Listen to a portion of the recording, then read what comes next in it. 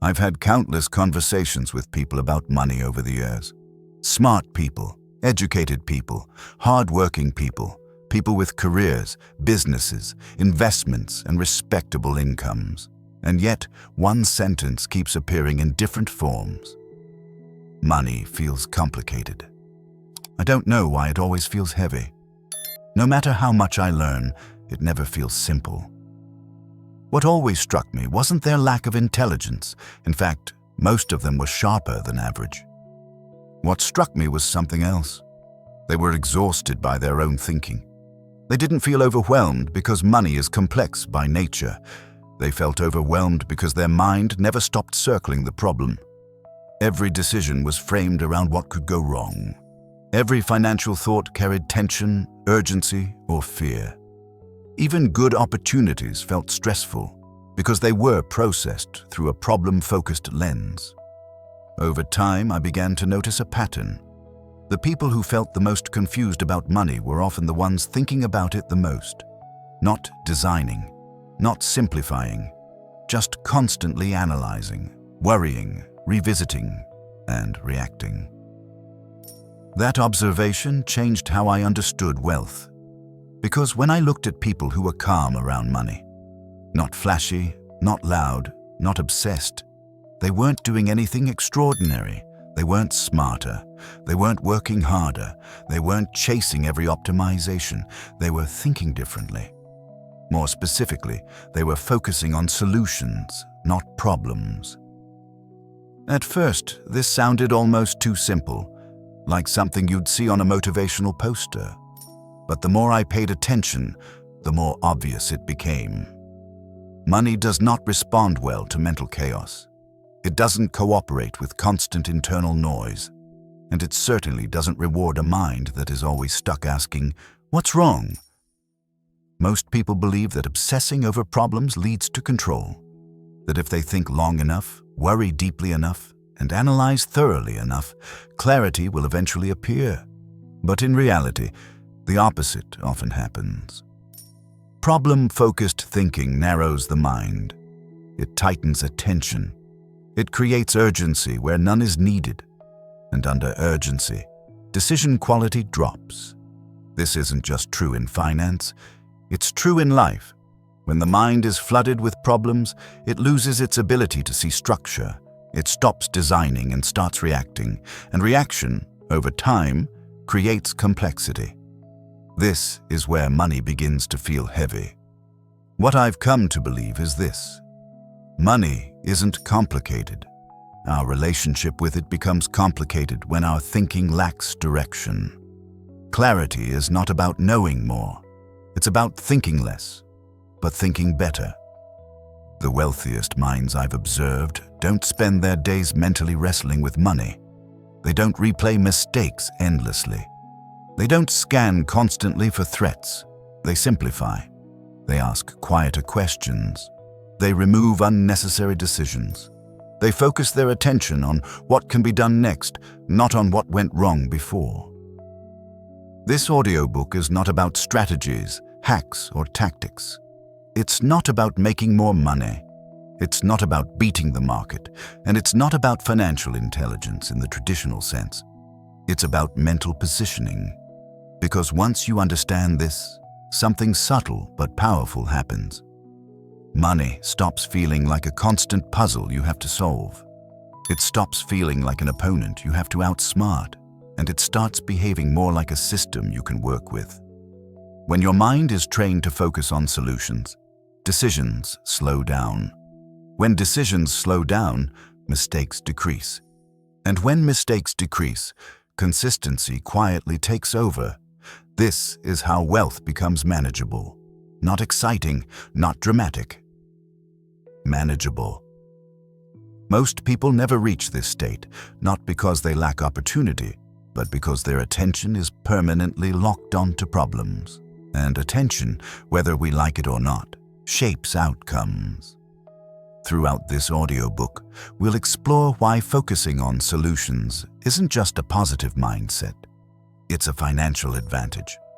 We'll look at how calm thinking compounds over time, why clarity is a trained state, not a personality trait, and how the simple habit of designing instead of reacting changes your entire relationship with money.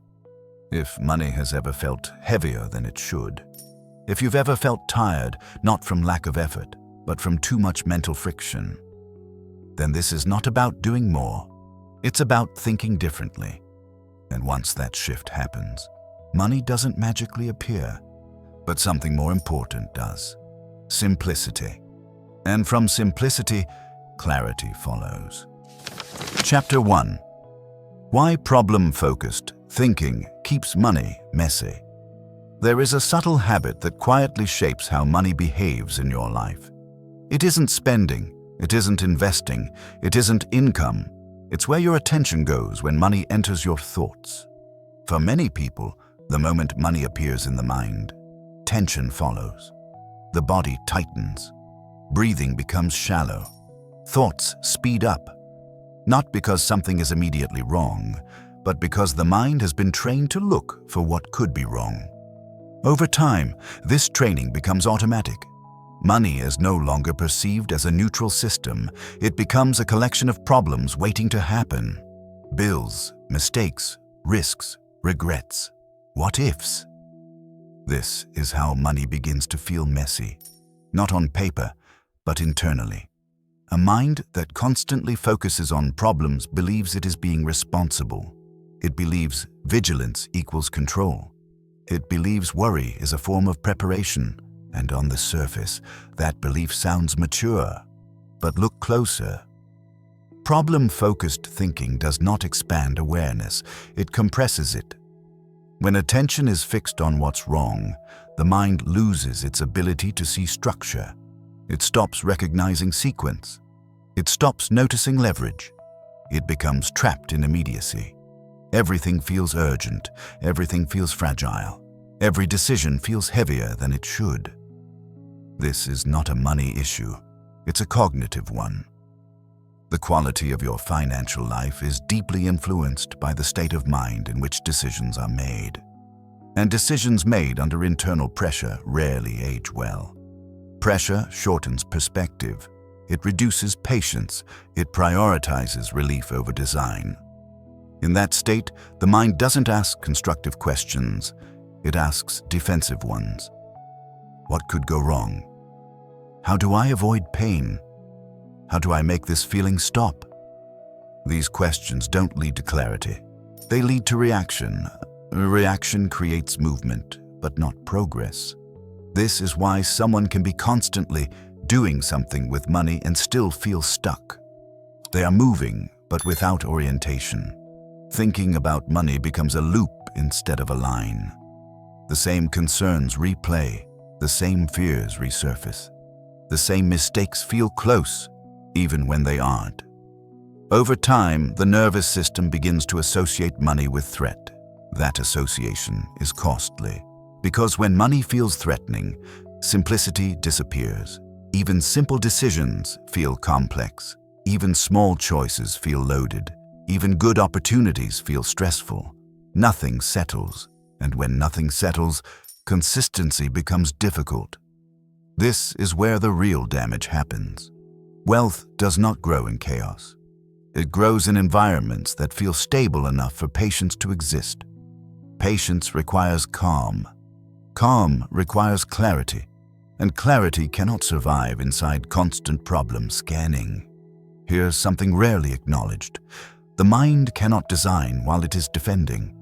Design requires space. It requires the ability to step back and see relationships, not just risks. A problem-focused mind stays too close to the surface. It reacts to symptoms instead of arranging systems. This is why money often feels like something to fight. There's always something to fix, something to correct, something to worry about. But fighting money never produces elegance. It produces friction. Friction shows up as hesitation, as second-guessing, as abandoning plans halfway through. The irony is that the more someone tries to control money through mental force, the less cooperative money becomes. Not because money has emotions, but because behavior becomes erratic under mental strain. Erratic behavior breaks consistency. And without consistency, time cannot do its work. Contrast this with a different orientation. A mind trained to focus on solutions does not deny problems. It simply refuses to dwell inside them. It acknowledges reality, then redirects attention, not to blame, not to fear, but to structure. Solutions are not about positivity, they are about order. Order calms the nervous system. A calm nervous system restores range of thought, and range of thought allows intelligent sequencing. Sequencing is what turns complexity into something manageable. This is why some people experience money as relatively simple, even when their circumstances aren't extraordinary. They don't carry every financial detail in their head. They don't rehearse worst-case scenarios repeatedly. They don't turn every decision into a psychological event. They reduce noise. They narrow focus intentionally. They choose a small number of priorities and let everything else remain quiet. This is not laziness. It is discipline at a higher level. Mental discipline. A problem-focused mind consumes energy. A solution-focused mind conserves it, and conserved energy compounds. Over time, the difference becomes obvious. One path leads to constant adjustment and emotional fatigue. The other leads to steadiness and predictability. One creates the feeling that money is always slipping out of reach. The other creates the feeling that money, while imperfect, is workable. That feeling matters more than most people realize. Because when money feels workable, decisions slow down. When decisions slow down, mistakes decrease. When mistakes decrease, confidence stabilizes. And confidence, when it's calm rather than loud, is one of the strongest assets a person can have. This chapter is not suggesting that problems disappear when you stop focusing on them. It's revealing something more important. Problems lose their power when they stop owning your attention. The moment your identity is no longer wrapped around fixing what's wrong, your mind regains the freedom to design what comes next. And design is where wealth actually begins. Not in numbers, not in tactics, but in orientation. When attention is trained toward solutions, money stops feeling like a constant threat. It becomes something you can arrange, simplify, and work with over time. Not perfectly, not dramatically, but calmly. And calm is where clarity lives. In the next chapter, we'll explore why what looks like money problems in most lives is actually the result of invisible thinking habits. Habits that can be retrained once they are seen clearly. Chapter 2. You don't have money problems. You have thinking habits. Money problems rarely arrive the way people expect them to. They don't announce themselves as poor budgeting or bad investing. They don't always show up as debt or lack of income. More often, they appear as confusion, a feeling that no matter how much effort is applied, things never feel settled, a sense that decisions take too long, feel too heavy, and never fully resolve. A quiet frustration that money occupies far more mental space than it should. This is where most people misdiagnose the situation. They assume the problem is financial. They believe more income, more knowledge, or a better strategy will bring relief. But relief doesn't come. Because the issue was never the numbers. It was the habits of thought surrounding them. Thinking habits are powerful because they operate silently. They don't feel like choices. They feel like reality. If your mind has been trained to look for instability, it will find it everywhere. If it has been trained to expect complexity, simplicity will feel suspicious. And if it has been trained to react, calm will feel unfamiliar. Over time, these habits shape how money is experienced. Two people can earn the same amount, live in similar conditions, and face similar challenges. One feels constantly behind. The other feels largely in control. The difference is not discipline. It is not intelligence. It is not even experience. It is how their mind habitually processes uncertainty. Some minds are trained to ask, what could go wrong? Others are trained to ask, what actually matters right now? That difference changes everything. A thinking habit that constantly scans for problems keeps the nervous system alert. Alertness turns into vigilance. Vigilance turns into fatigue. And fatigue makes even small decisions feel overwhelming. This is how money becomes mentally expensive. Not because it requires so much action, but because it requires so much attention. Attention, once fragmented, cannot build momentum. Instead of moving forward steadily, the mind jumps from concern to concern, from option to option. Nothing settles long enough to compound. This is why many people feel like they are always almost there. Almost stable, almost confident, almost clear. Their financial life becomes a series of adjustments without resolution. Adjusting feels responsible, but constant adjustment is often a sign that no structure exists. Structure reduces decision load. Structure removes the need to think about everything all the time, and structure is built through thinking habits, not financial tricks. A mind trained toward solutions naturally seeks structure. It looks for repeatable patterns. It favors fewer decisions over constant optimization. This is not about doing less. It is about carrying less. Most money stress comes from carrying too many unresolved thoughts at once. What if I chose wrong? What if something unexpected happens? What if I need this later? What if this opportunity doesn't come back? These questions pile up. They don't get answered. They just sit there. And the mind, weighed down by open loops, loses clarity. Solution-oriented thinking closes loops. It doesn't try to solve everything. It solves what matters next. That distinction is subtle, but critical. When thinking habits shift from accumulation to prioritization, mental space returns. And when mental space returns, money begins to feel less threatening. This is why some people can face financial uncertainty without panic. They are not ignoring reality. They are simply not allowing uncertainty to hijack attention. They understand something that isn't taught. Money problems are rarely urgent all at once. They feel urgent because the mind presents them that way. Thinking habits determine that presentation. A habit of exaggeration turns small issues into looming threats.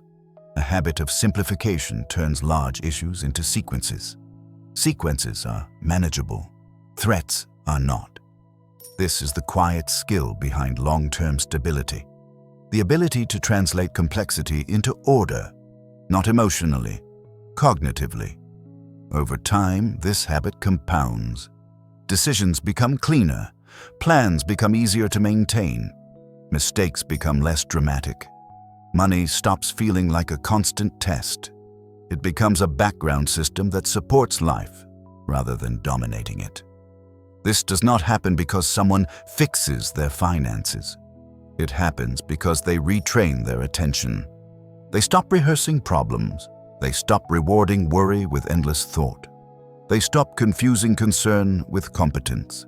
Instead, they build a new reflex. When something feels uncertain, the mind does not spiral. It organizes. That is the habit, and habits, once installed, do the work automatically. This is why real financial change often looks boring from the outside. There is no visible struggle, no dramatic breakthroughs, just quiet consistency. The irony is that many people already have enough resources to feel stable.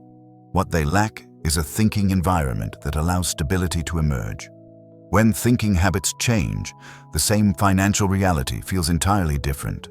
Not easier in theory, but easier to live with. In the next chapter, we'll explore the moment this shift begins. The transition from reacting to money to designing around it. That is where confusion starts to dissolve and where clarity quietly takes its place. Chapter 3. The invisible shift from reacting to designing. There is a moment, often unnoticed, when a financial life begins to change direction. Nothing dramatic happens, no sudden increase in income, no breakthrough idea, no external validation. The change happens internally.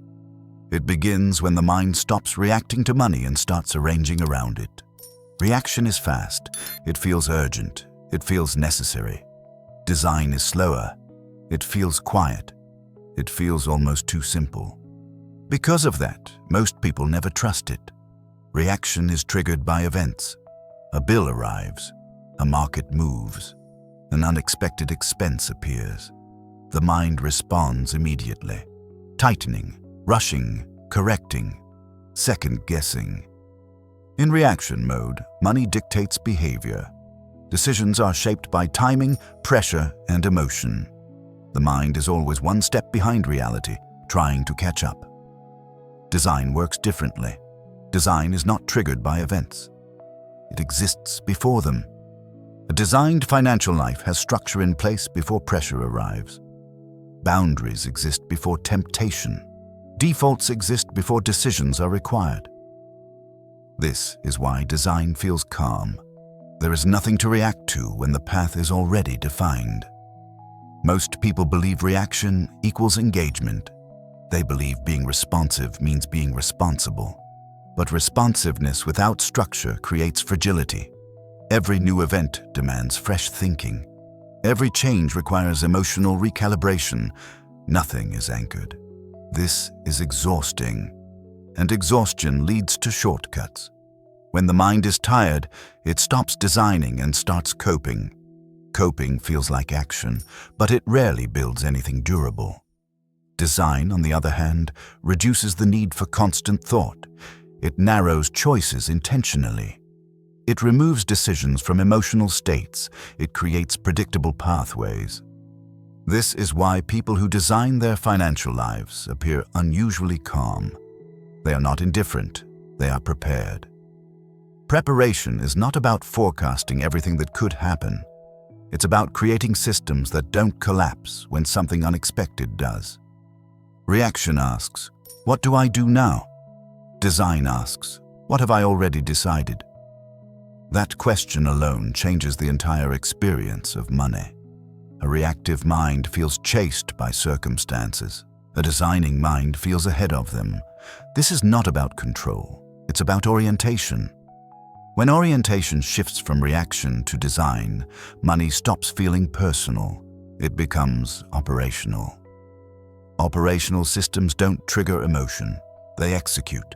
This is where clarity begins to stabilize. The mind no longer burns energy deciding the same things repeatedly. Attention is freed. Mental space returns. And with mental space comes patience. Patience allows time to work. Time allows compounding. Compounding turns small advantages into meaningful outcomes. None of this requires brilliance. It requires restraint. The restraint to stop reacting. The restraint to let structure do its job. The restraint to trust design over impulse. Most financial stress comes from living in a state of constant response, always adjusting, always correcting, always managing symptoms. Design addresses causes. It asks quieter questions, questions that don't demand immediate answers. What should never require daily thought? What decisions can be removed entirely? What structure would make this easier next time? These questions don't feel urgent, but they are powerful, because every decision removed is energy preserved. Every structure installed is future calm created. This is why designing feels unproductive at first. There is no visible progress, no immediate relief, just fewer reactions. But fewer reactions is exactly the point. When reaction slows, clarity emerges. When clarity emerges, money stops feeling chaotic. Not because life becomes predictable, but because the mind no longer needs to respond to everything. Design absorbs shock. Reaction amplifies it. This chapter marks the transition point, from being pulled by money to arranging around it, from urgency to order, from noise to structure.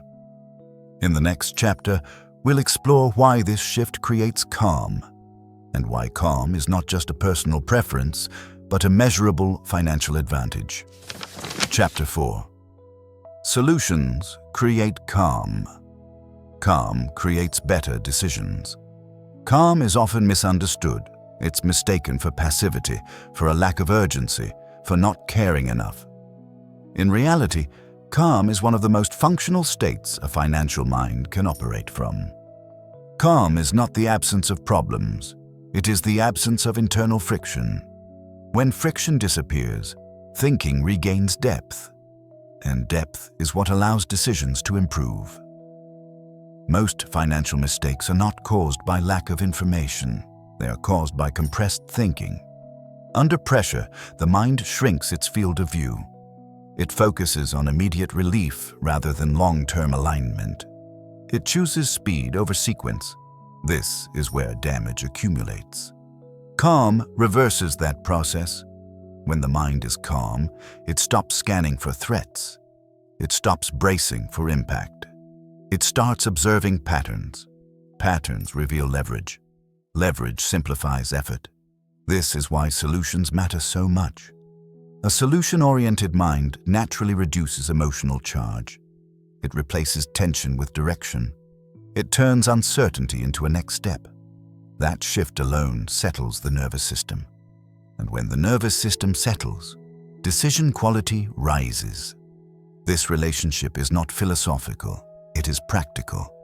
A calm mind can delay gratification without strain. It can tolerate uncertainty without panic. It can repeat sensible actions without boredom. These traits are not personality traits, they are states. States that can be trained. People who remain calm around money are often assumed to be confident or detached. But what actually sets them apart is simplicity. They have fewer unresolved questions, fewer open loops, fewer decisions demanding attention. They didn't eliminate complexity by force. They reduced it through design. Solutions create that reduction. Each clear solution removes one source of mental noise. Each resolved structure frees attention for the next priority. Over time, calm compounds. Decisions stop feeling heavy. Mistakes stop feeling catastrophic. Progress stops feeling fragile. This is how stability forms. Not through control, through coherence. Coherence is when actions, systems, and attention move in the same direction. A calm mind naturally seeks coherence. A stressed mind fractures it. This is why calm is not optional in wealth building. It is foundational. Without calm, patience collapses.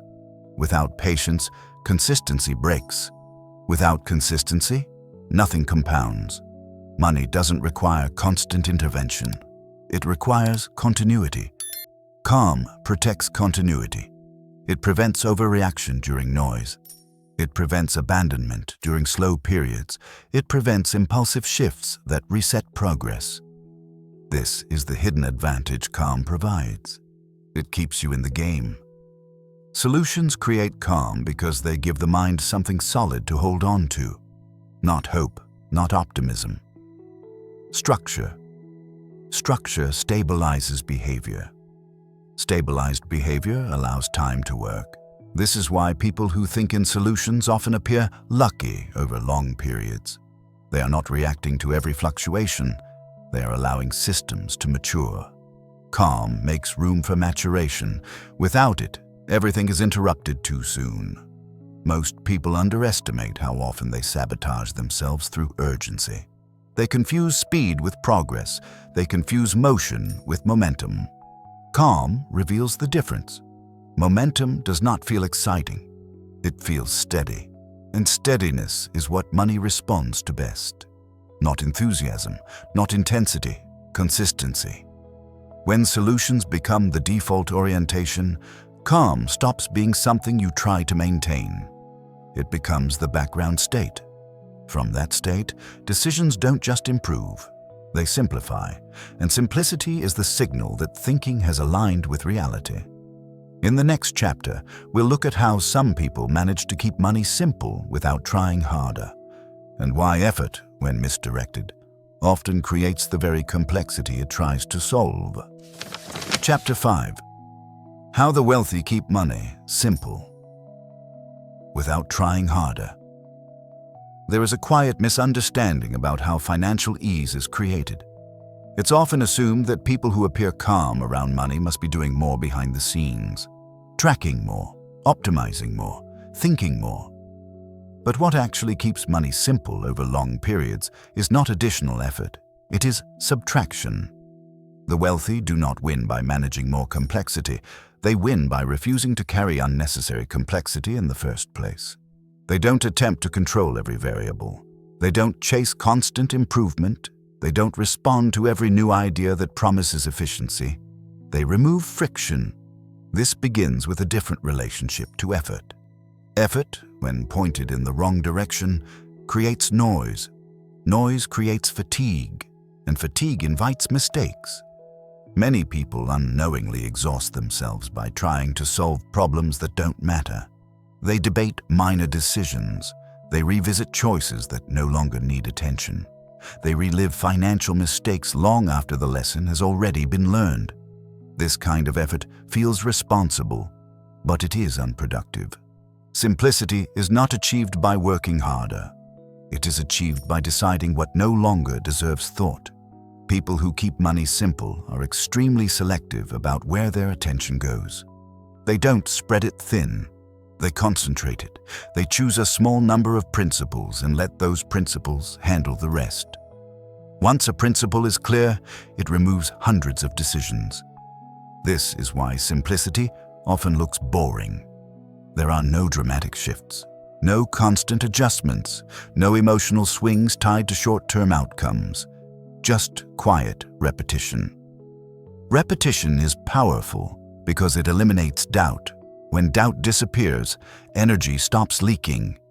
This is where effort becomes efficient. Instead of forcing progress, systems are allowed to do their work. People who overcomplicate money often believe they are being thorough. In reality, they are postponing commitment. They keep options open. They delay closure. They avoid settling into a structure long enough for it to stabilize. This keeps the mind busy, but it keeps results fragile. The wealthy understand something that is rarely stated plainly. Money does not reward constant thinking. It rewards consistency. Consistency requires restraint. The restraint to stop adjusting. The restraint to let imperfect systems run. The restraint to accept gradual progress without interference. Trying harder often means interfering more. And interference disrupts compounding. Simplicity protects compounding by reducing interruption. When fewer decisions exist, fewer mistakes occur. When fewer mistakes occur, confidence stabilizes. When confidence stabilizes, behavior remains steady. This feedback loop is subtle, but it is powerful. It explains why two people with similar resources can experience completely different outcomes over time. One is constantly tweaking, the other is quietly maintaining. Maintenance rarely gets attention, but it is where stability is built. Money stays simple when the mind stops treating every fluctuation as a signal. Not everything needs interpretation. Not everything requires response. Some things need to be ignored. Ignoring wisely is a skill.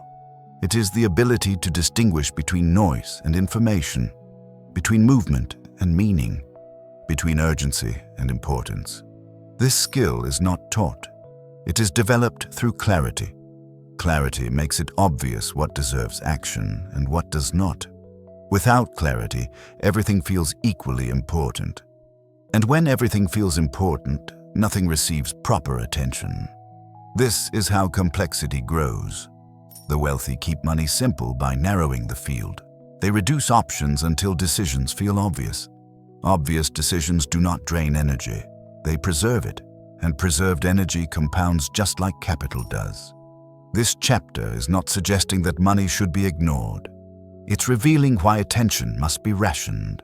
Attention is finite. Where it goes determines what grows. When attention is scattered, complexity multiplies. When attention is focused, systems stabilize. This is the quiet discipline behind financial ease. Not force, not brilliance, restraint. In the next chapter, We'll explore why clarity itself is not a sign of intelligence, but a trained state that anyone can cultivate over time. There is another dimension to simplicity that rarely gets discussed. Simplicity is not just about fewer systems. It is about fewer emotional negotiations. Many people underestimate how much energy is spent internally debating money decisions. Not because the decisions are difficult, but because they have not been resolved at the identity level. They haven't decided who they are in relation to money. So every choice becomes a conversation, every expense becomes a justification, every decision becomes a negotiation with the self. This internal dialogue is exhausting. People who keep money simple resolve these questions early, not perfectly, but firmly enough that daily life does not reopen them. They don't ask themselves repeatedly whether they should be disciplined. They assume discipline as a given. They don't debate every trade-off. They accept trade-offs as part of reality. This acceptance eliminates friction. Friction is what makes money feel heavy. Without friction, systems feel lighter even when they are not minimal. This is why simplicity does not always mean having fewer assets or fewer accounts. It means having fewer unresolved questions attached to them. Unresolved questions create mental noise. Mental noise degrades judgment. The wealthy understand that judgment is a finite resource. They protect it. They do not spend judgment on small things. They reserve it for moments that actually require it. Everything else is automated by principle. Principles remove the need for constant evaluation. They turn decisions into defaults. Defaults are powerful because they operate without attention. Attention is then freed for higher-level thinking. This is how people appear calm while still being engaged. They are not disengaged. They are selectively engaged. Selective engagement preserves energy. Energy preservation allows patience. Patience allows consistency. Consistency is what keeps systems simple over time. Another overlooked aspect of simplicity is predictability of self. People who complicate money often surprise themselves. They react in ways they didn't expect. They break their own rules. This unpredictability creates distrust. They stop trusting themselves with money, and when self-trust erodes, anxiety rises. Simplicity restores self-trust. When systems are simple, behavior becomes predictable. Predictable behavior rebuilds confidence. Confidence reduces overthinking, and reduced overthinking keeps money simple. This loop reinforces itself. Over time, effort naturally declines. Not because discipline weakens, but because fewer corrections are needed. Trying harder becomes unnecessary. This is the quiet efficiency behind financial ease. Chapter 6. Clarity is not intelligence. It's a trained state. Clarity is often mistaken for intelligence. When someone makes calm decisions, people assume they are naturally sharp. When someone stays steady under pressure, it's attributed to talent or experience. When someone seems unfazed by financial complexity, it's labeled as confidence. But clarity is none of those things. Clarity is a state, and like any state, it is entered through training. Some of the most intelligent people struggle the most with money. Not because they lack understanding, but because their mind never rests long enough to see clearly. Intelligence accelerates thinking. Clarity slows it down. Without training, intelligence often amplifies confusion. More ideas, more scenarios, more possibilities competing for attention. The mind becomes crowded. In a crowded mind, everything feels important. And when everything feels important, prioritization collapses. This is where clarity disappears. Clarity does not come from knowing more, it comes from seeing less, but seeing it fully. A trained mind learns to let most thoughts pass without engagement. It does not chase every concern. It does not follow every line of reasoning to its end. It selects. Selection is the foundation of clarity. Without selection, thinking becomes accumulation, and accumulation eventually turns into overload. People who experience clarity around money are not thinking constantly about money. They are thinking intentionally.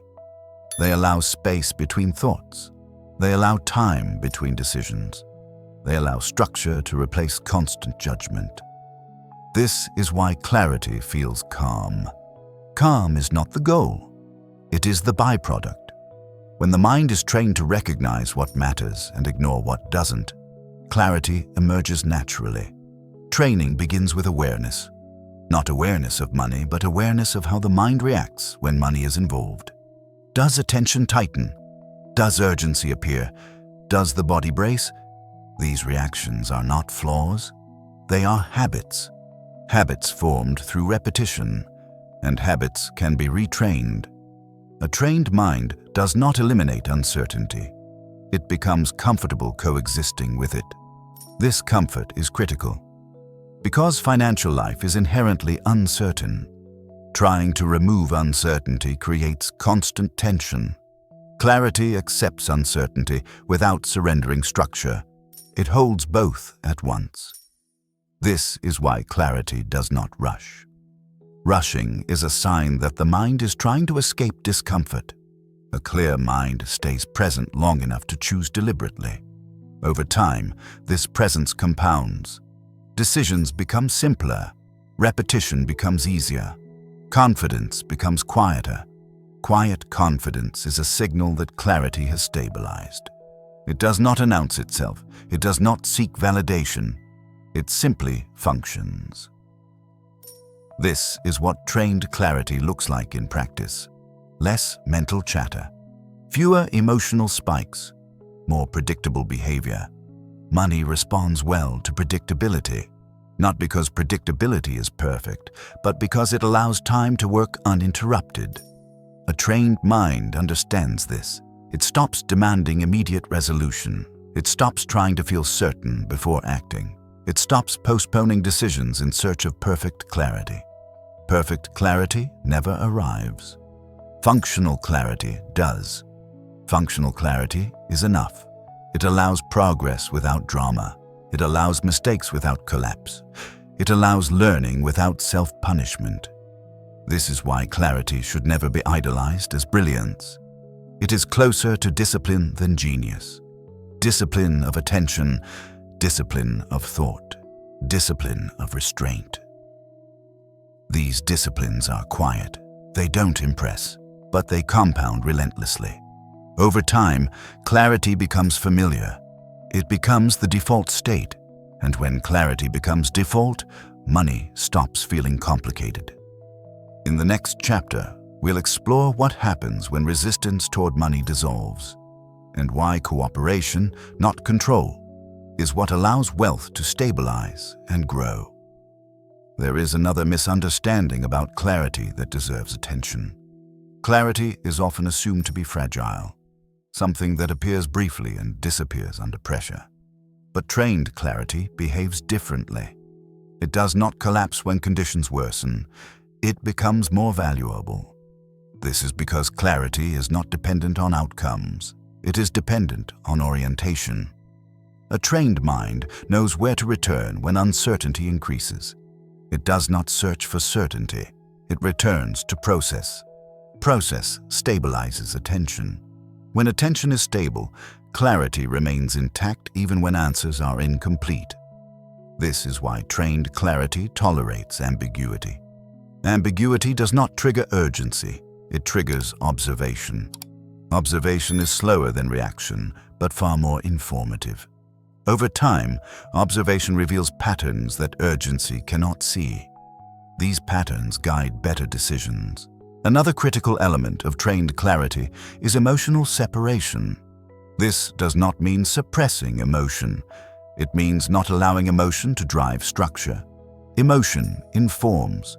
Structure decides. When this boundary is respected, clarity strengthens.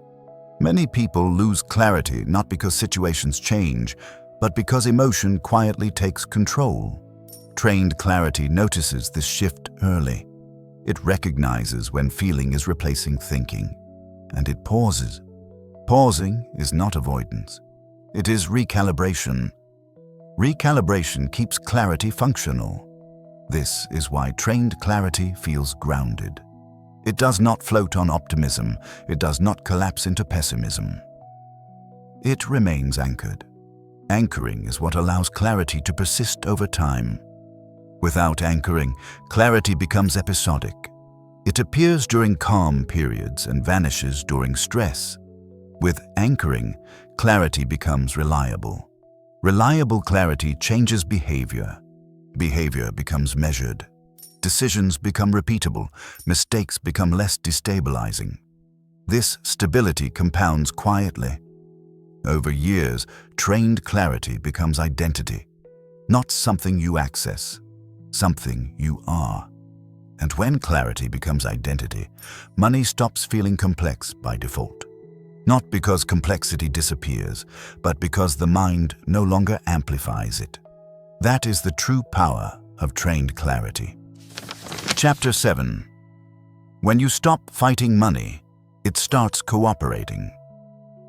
There is a subtle form of resistance that shapes many financial lives. It doesn't look like rebellion. It doesn't sound like anger. It feels more like tension, a constant sense of pushing, of managing, of trying to stay ahead. Money becomes something to control, to restrain, to outmaneuver. This stance feels proactive. It feels responsible. But over time, it creates exhaustion. Fighting money keeps the mind in a defensive posture. And a defensive posture limits vision. When the mind is busy protecting itself, it cannot see clearly. It cannot recognize patterns. It cannot allow time to do its work. This is where cooperation becomes misunderstood. Cooperation with money does not mean passivity. It does not mean acceptance of poor outcomes. It does not mean lowering standards. It means aligning behavior with reality instead of resisting it. Money operates within constraints: time, risk, human behavior. When these constraints are ignored or fought against, friction appears. When they are acknowledged and worked with, movement becomes smoother. A person who fights money is always trying to force outcomes. They want certainty now. They want results quickly. They want reassurance before patience. This creates constant interference. Interference resets progress. A person who cooperates with money thinks differently. They don't demand that money behave in ways it cannot. They don't expect smoothness without volatility. They don't confuse discomfort with danger.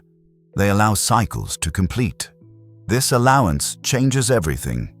When you stop fighting money, behavior stabilizes. When behavior stabilizes, systems remain intact. When systems remain intact, compounding is uninterrupted. This is how cooperation works. Not emotionally, structurally. Resistance shows up in subtle ways: constant checking, frequent changes, abandoning plans too early. These behaviors are driven by discomfort, not strategy. Cooperation replaces them with patience. Patience is not waiting without action. It is acting without panic. This distinction matters. A cooperative mind does not rush decisions to escape feeling.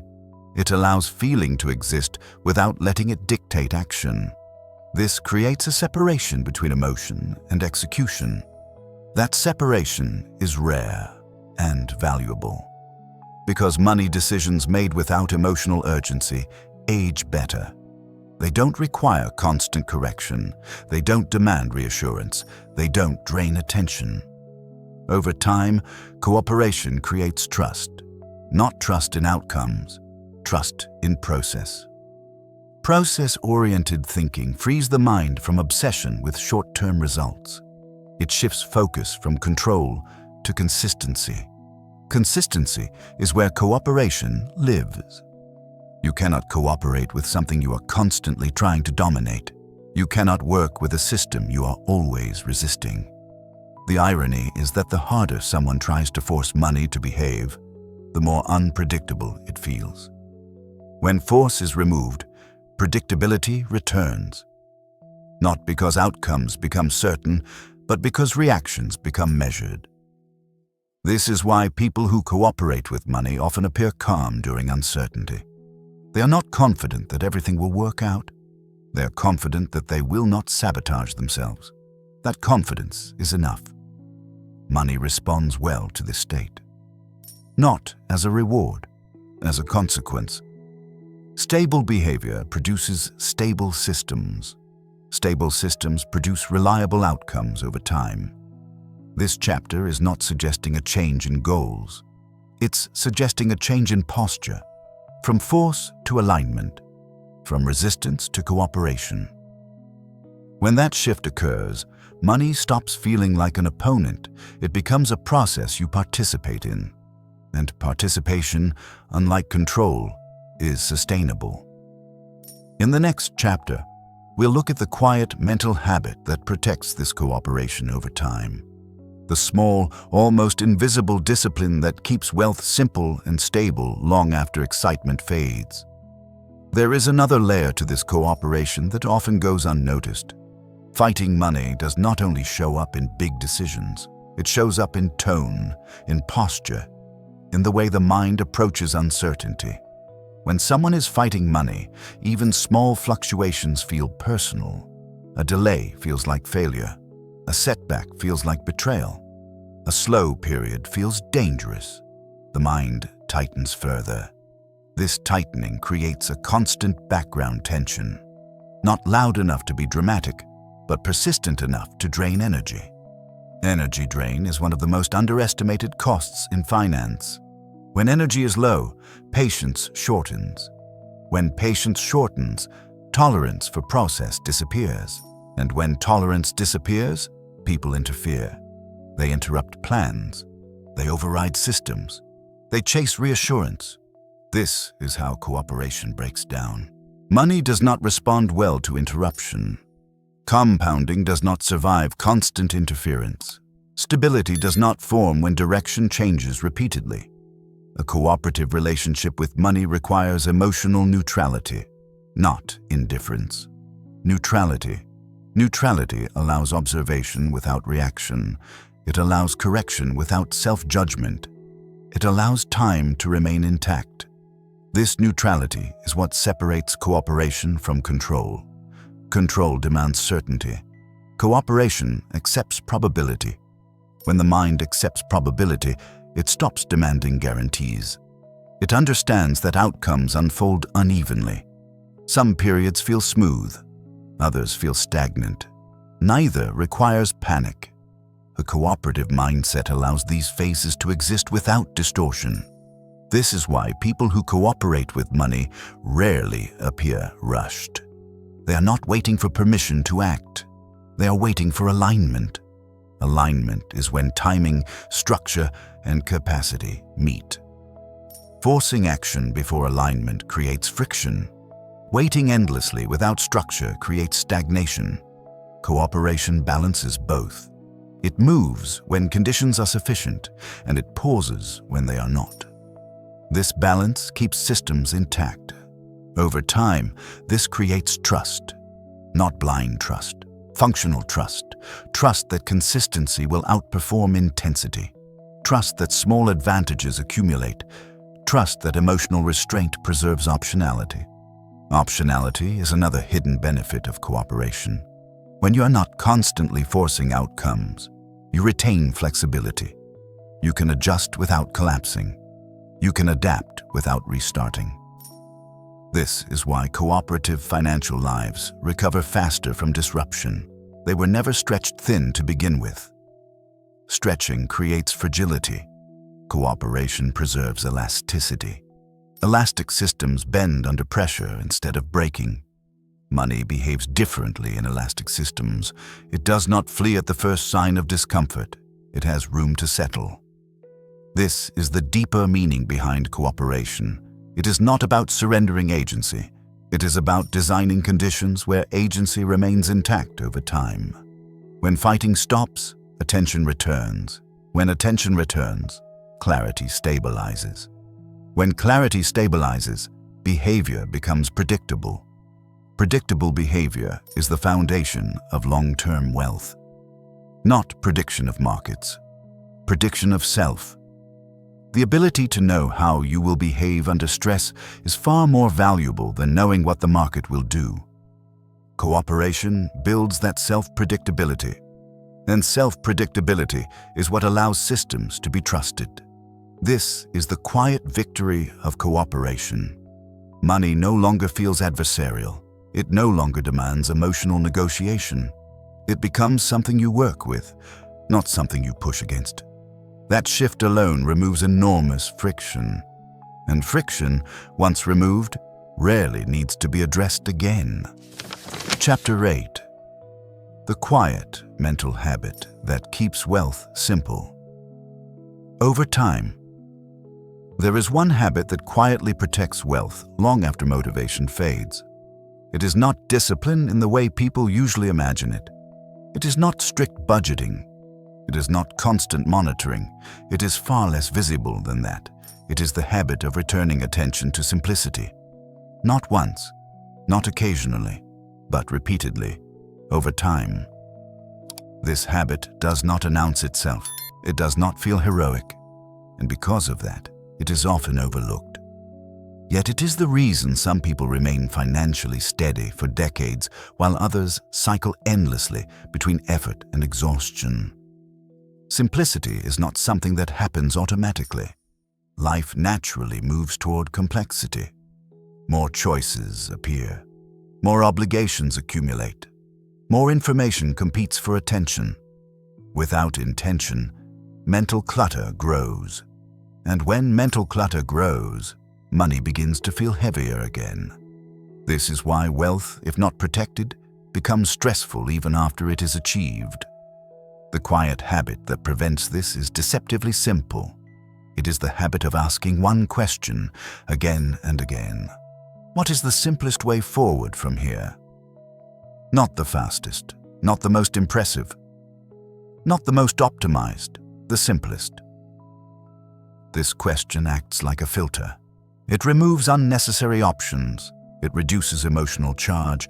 It brings the mind back into contact with reality. Simplicity, in this sense, is not minimalism. It is coherence. It is when actions, priorities, and attention move in the same direction. When coherence is present, wealth feels stable. When coherence breaks, stress returns. Most people lose coherence slowly. They add small complications without noticing. A new obligation here, an extra adjustment there, a minor exception that becomes permanent. None of these feel dangerous on their own, but together they create fragility. Fragility does not mean failure. It means sensitivity. A fragile system reacts strongly to small disturbances. A simple system absorbs them. This is why simplicity is not a preference. It is protection. The habit of simplicity is the habit of pruning. Just as growth requires addition, stability requires removal. People often focus on building wealth but forget to maintain it. Maintenance is not glamorous. It does not feel like progress, but maintenance is what keeps progress from reversing. The mind that protects wealth returns to basics regularly. It asks, what no longer needs my attention? What decision can be removed entirely? What structure can replace ongoing effort? These questions do not produce excitement. They produce relief. Relief is the signal that unnecessary complexity is dissolving. Over time, this habit reshapes behavior. Decisions become fewer. Routines become lighter. Money occupies less mental space. This is when wealth becomes livable. Not impressive, not dramatic. Livable. A livable financial life does not demand constant thought. It supports life instead of dominating it. This is the state people actually want, even if they rarely articulate it. The habit of simplicity protects this state by preventing accumulation of mental debt. Mental debt forms when decisions are postponed, structures are avoided, and attention remains fragmented. Just like financial debt, mental debt compounds. It shows up as fatigue, as irritability, as constant low-level stress. People often mistake this stress for ambition or responsibility, but it is neither. It is friction. The habit of simplicity reduces friction before it becomes visible damage. It does this quietly, through repetition. Every time attention drifts toward unnecessary complexity, it is gently redirected. Every time a decision feels heavier than it should, it is questioned.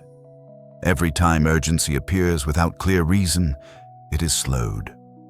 This does not require force. It requires awareness. Awareness is what allows simplicity to be chosen again and again. Without awareness, complexity sneaks back in, disguised as improvement. More tools, more strategies, more optimization. Optimization without clarity creates fragility. The people who sustain wealth over long periods understand this intuitively. They are not constantly refining. They are constantly simplifying. They let go faster than others. They close loops sooner. They settle decisions instead of reopening them. This creates a sense of finality that protects attention. Finality is underrated.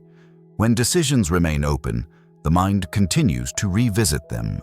When decisions are closed, the mind rests. Rest is not inactivity. It is readiness. A rested mind responds well when real opportunities appear. A cluttered mind misses them.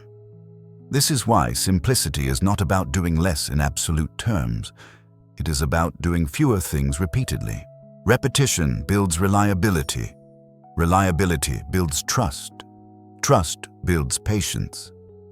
And patience is what allows wealth to extend through time. Most financial mistakes happen not because people don't know better, but because they are mentally overloaded when decisions arise. The habit of simplicity prevents overload.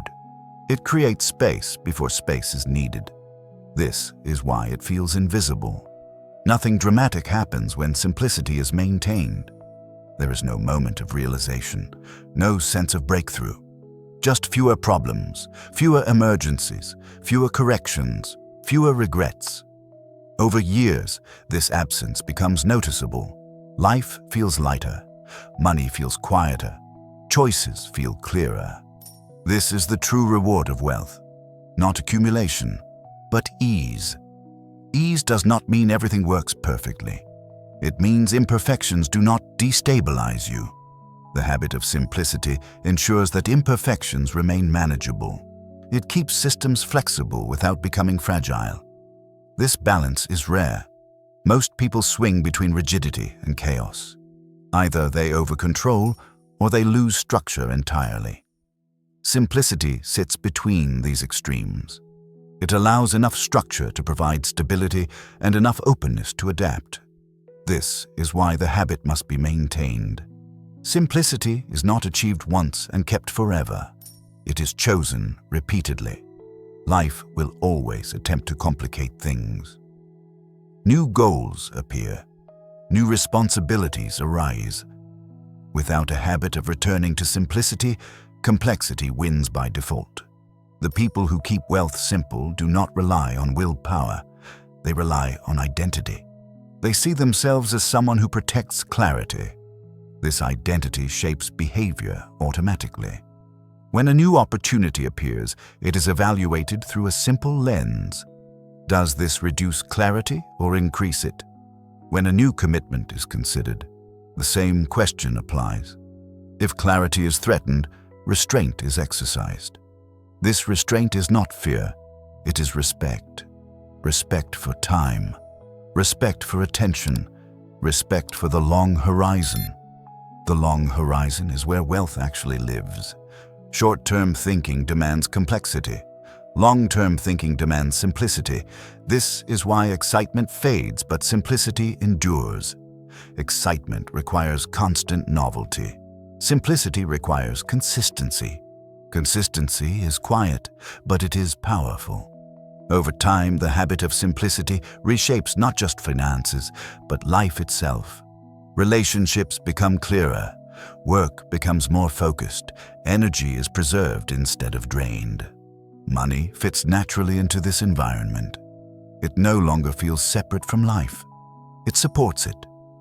This is the final transformation. Money stops being something you manage.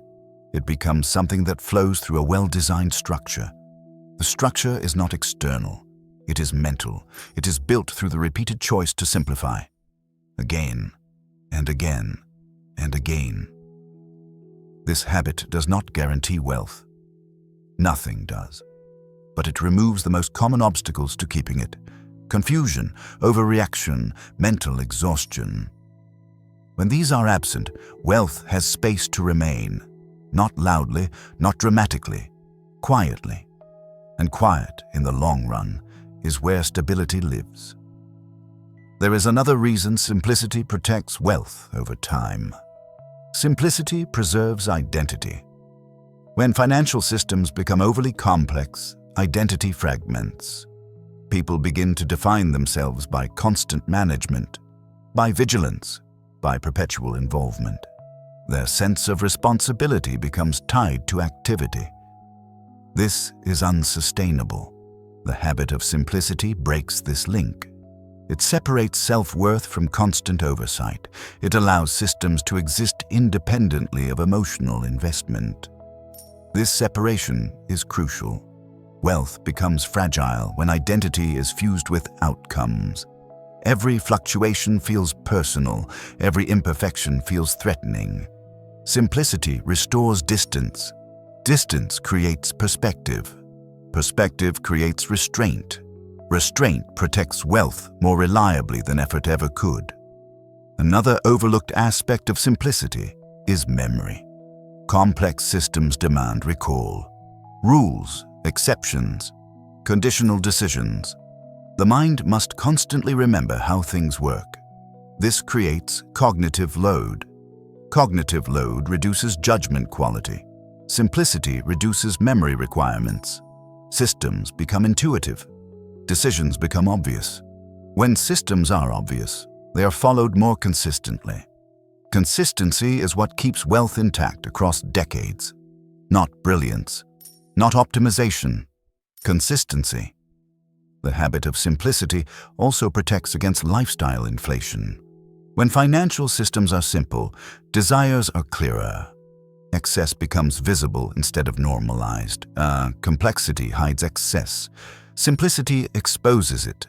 This exposure naturally limits overextension, not through denial, but through clarity. Clarity makes trade-offs explicit. When trade-offs are explicit, choices feel intentional instead of reactive.